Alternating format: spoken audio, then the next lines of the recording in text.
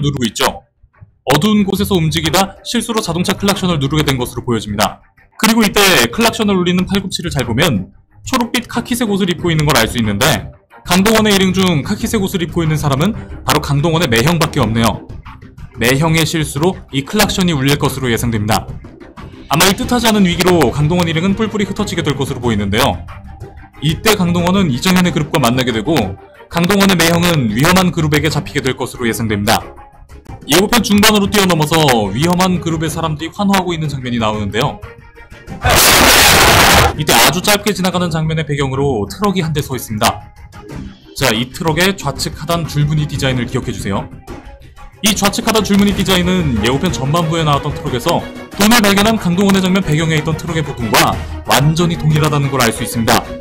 그리고 바로 뒤이어서 강동원의 매형이 이들에게 붙잡힌 걸 보았을 때 아마도 클락션을 울려 위기에 빠진 순간 그 트럭과 함께 있던 매형이 1+1으로 트럭이랑 같이 이 위험한 그룹에 붙잡히게 된 것으로 예상해 볼 수 있습니다. 아마 강동원은 이정현 일행과 함께 트럭과 매형을 빼돌리고 도망갈 것으로 보이는데요. 마찬가지로 이 줄무늬를 보면 이정현과 강동원이 타고 있는 차량이 돈이든 바로 그 문제의 차량이란 걸 알 수 있고, 또한 이들과 함께 행동하며 빠른 기동력을 보여주는 모하비 차량이 있는 걸 알 수 있습니다. 러닝타임 후반부 트럭을 탈출하여 도망가는 차량 추격신이 바로 이 작품 반도의 가장 긴장감 넘치는 클라이막스가 되지 않을까 생각합니다. 좀비들로 가득한 도로를 뚫고 서로 쫓고 쫓기는 추격전, 거기에 매우 익숙하지만 전혀 익숙하지 않은 폐허가 된 서울 도심을 그 배경으로 한다니, 반도에서 가장 기대되는 부분을 꼽으라면 저는 이 폐허가 되어버린 서울 도심에서 펼쳐지는 대규모 총격신과 미친 카체이싱 장면을 꼽을 것 같네요. 이 카체이싱 장면이 무려 20분에 달한다고 하는데, 지금까지 이 정도 길이의 좀비들을 뚫고 달리는 차량 추격신은 어떤 영화에서도 없었죠. 감히 예상하건대 이 장면은 앞으로 전세계 영화 팬들이 가장 쿨한 액션 장면들을 논할 때 빠지지 않고 언급될 순간이 될 것 같습니다. 네 번째, 빛과 소리에 더 민감해진 좀비들.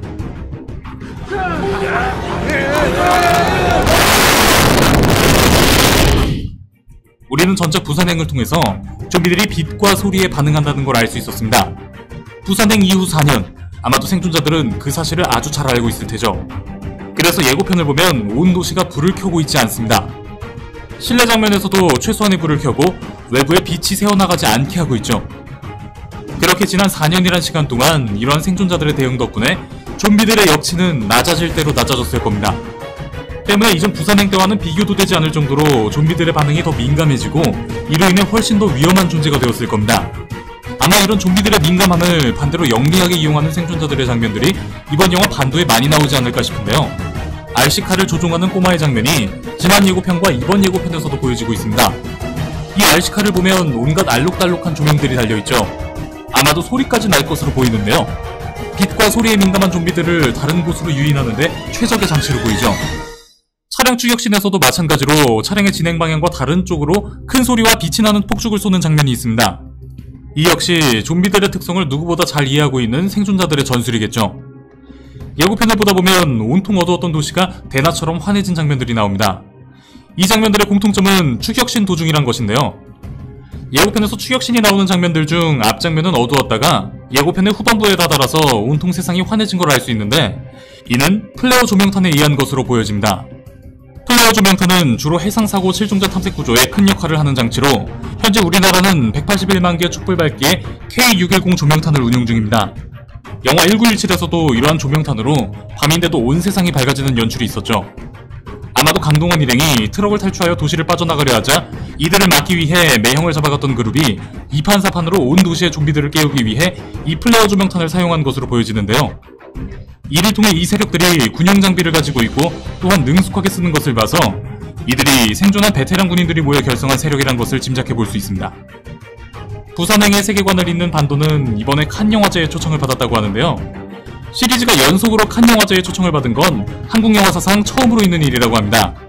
그만큼 전 세계가 반도에 주목하고 있다는 거겠죠. 아마 영화 반도는 부산행 킹덤을 뛰어넘어 K-좀비 열풍을 전 세계에 알리는 작품이 될 것으로 예상합니다.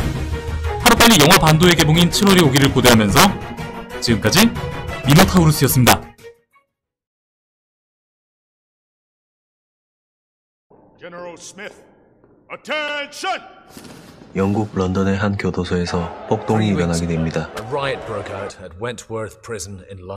탈주한 죄수들 가운데 좀비 바이러스에 감염된 최초 감염자 제임스 로완. His hostage, Jennifer Stanton. The virus was transmitted when she bit Rowan.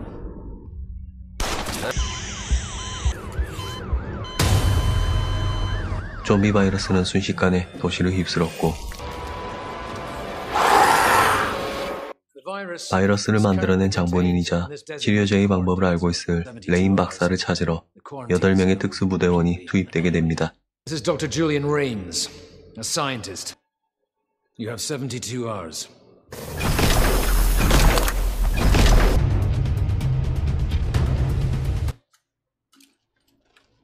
Everyone stay on station. Let's move. 첫 번째 목적지로 향하던 중 좀비 떼와 마주치게 되고 Orders! Fire as well!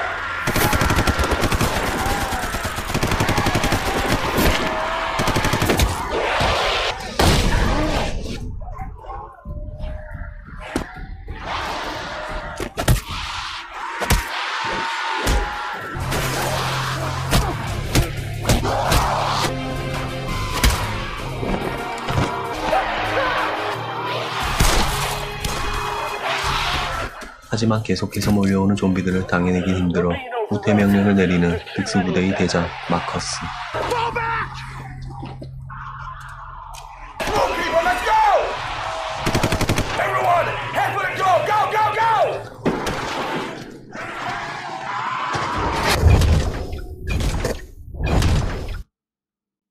다시 이동하던 그들은 준비되어 있던 차량을 타고 목적지를 향해 가는데